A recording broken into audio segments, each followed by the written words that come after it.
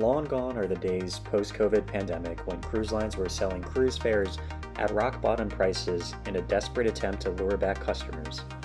Online research suggests that between the 5-year period from 2019 to 2024, cruise fares have increased on average by at least 20%, with certain itineraries increasing by 50% during the same period. But fear not. In this video, I discuss 5 ways in 2025 that you can save money on cruise fares. The first method is to opt in to offers provided by your credit card company. As a longtime American Express Blue Card preferred cardholder, I've kept close tabs on cruise line offers. While these aren't available all the time, in 2025 I've noticed offers from 3 cruise lines.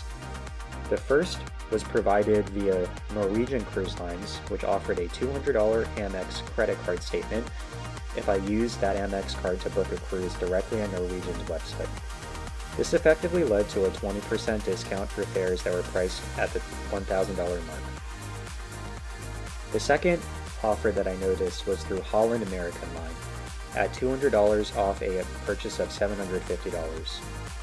The last was through Carnival for $150 off cruise fares over $750. These offers are generally valid for a couple of months before they expire and do require you to purchase the fare in advance. However, most cruise lines offer a full refund if the cancellation is made at least 90 or 120 days before the sale date. Now, if your credit card company doesn't provide cruise line offers, then I'm not saying you should sign up for a credit card for a sole purpose of converting on these offers. But if you already happen to have one of these credit cards, then don't leave free money on the table. If you're interested in signing up to the Amex Blue Cash Preferred card, I inserted my referral link in the bio.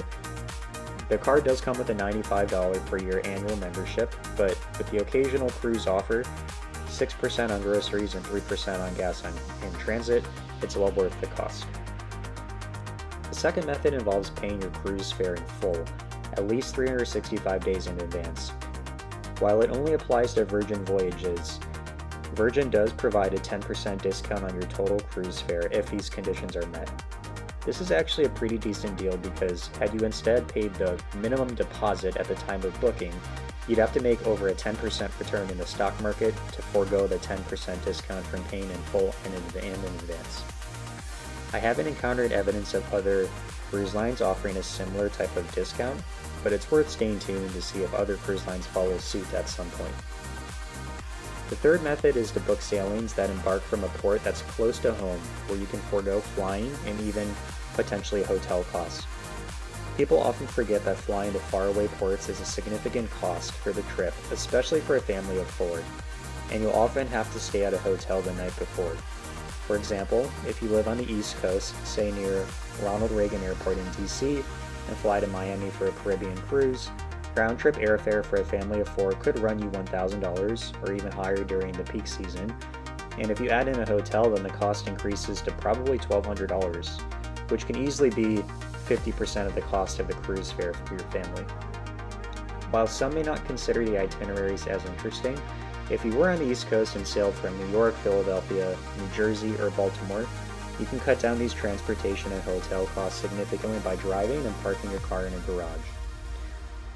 This method, of course, only works for those who live on or near a coast, whether that's the East Coast or West Coast, or even near some of the Texas ports. So if you live in Middle America, then you're probably out of luck on this one. The fourth method is to take repositioning or one-way cruise. As the name suggests, these cruises involve ships moving across different distinct regions in the world. They are typically one-way, such as cruises repositioning from Mexico in the spring to Alaska in the summer. The main reason why these cruises are cheap is because they are considered undesirable for folks who love onshore excursions. Repositioning cruises typically have a lot of at-sea days, which some may find boring, but that's often a fan favorite for budget-conscious travelers. How cheap are repositioning cruises? I booked 2 so far in my life. The first was a 4-day Pacific Coastal cruise on the Discovery Princess from Los Angeles to Vancouver with no stops. For a group of 3, the per person per night cost was a ridiculous $69. The second was a 5-day Pacific Coastal cruise on the Norwegian Bliss, again from Los Angeles to Vancouver, but this time with one stop in Victoria, British Columbia. The per person per night cost would have been $88, which is cheap, but with a $200 discount using my Amex credit card offer, it reduced down to only $75. The last method is the one that seems obvious but is rarely used in practice, and that is to regularly check whether your cruise fare has dropped in price after you book. A lot of people simply book the cruise fare and forget about it entirely, as they purchased an airline fare where you can take advantage of price drops after booking. A lot of people simply book the cruise fare and forget about it entirely. However, it's important to remember that cruise fares are typically 100% refundable until 90 to 100 days from the sailing date. So if you book a cruise fare for $1,000, let's say 6 months out, drops to say $800 150 days out, then it's costless for you to cancel your original fare, immediately rebook, and save $200. The exception is Virgin Voyages, which has one of the least generous refund policies, but I would say this tip is worthwhile for many of the other major cruise lines. If you enjoyed this video, then please like this video and subscribe to my channel, Lost in a Good Place. Thanks for watching.